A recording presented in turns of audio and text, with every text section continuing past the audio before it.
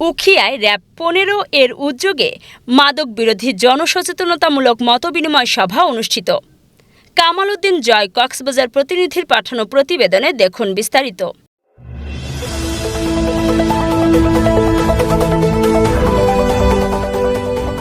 মাদক দ্রব্য নিয়ন্ত্রণ অথবা মাদকের বিরুদ্ধে সামাজিকভাবে সবাইকে সচেতন করে তোলা, সেইটারই প্রেক্ষিতে র্যাপিড অ্যাকশন ব্যাটালিয়ন ১৫ মাদক দ্রব্য নিয়ন্ত্রণে এবং মাদকের বিরুদ্ধে সামাজিক সচেতনতা বৃদ্ধির লক্ষ্যে একটি প্রোগ্রাম আমরা আয়োজন করেছি।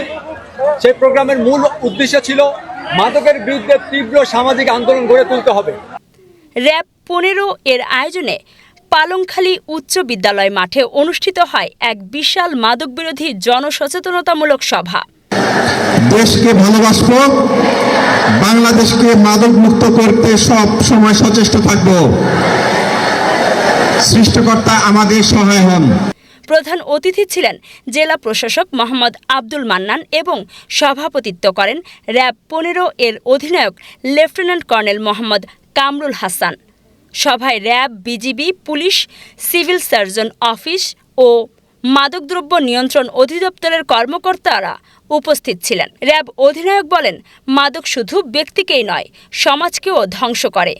শেষে শত শত শিক্ষার্থী মাদক বিরোধী শপথ পাঠ করে এবং শিক্ষা উপকরণ ও ক্রীড়া সামগ্রী বিতরণ করা হয়। স্লোগান, মাদক নয়, আলোর পথে বাংলাদেশ। আমি আবারও বলি, মাদকের বিরুদ্ধে জোরালো সামাজিক আন্দোলন যদি আমরা গড়ে না তুলতে পারি, তাহলে আমাদের আইন শৃঙ্খলা বাহিনী এককভাবে মাদক নিয়ন্ত্রণ করতে পারবে না।